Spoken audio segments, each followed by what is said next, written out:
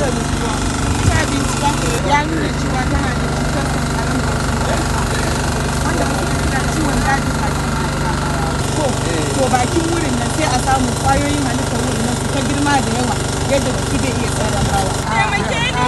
Kwantar ya riga ya kama da ya kwantar da yadda ya duba. A samu naira ta dalilin wata kwayar cuta wadda sunanta human papilloma virus. Ana ɗaukata ta hanyar saduwa aure.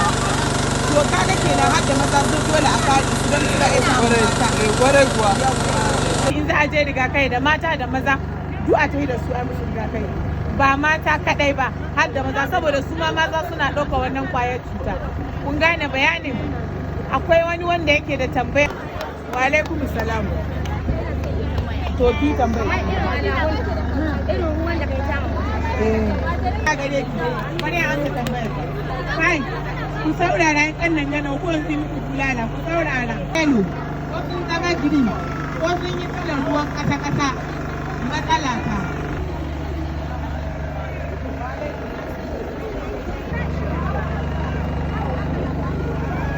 Salamu alaikum. Kala in ma sai ina wani kala na. In ma ba sai ina ba shi ina na. Sai ai ma ga magani kala. Ku gani.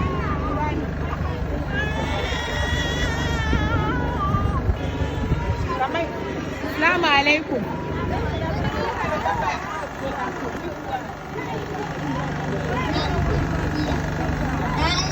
Abin da zai magana a kan yara idan ba sa da lafiya. Ai sauri a kawo su asibiti ba sai an tsaya ba su ƙwayoyin magani. Masha Allah to a taɓa ma Shamsiyya.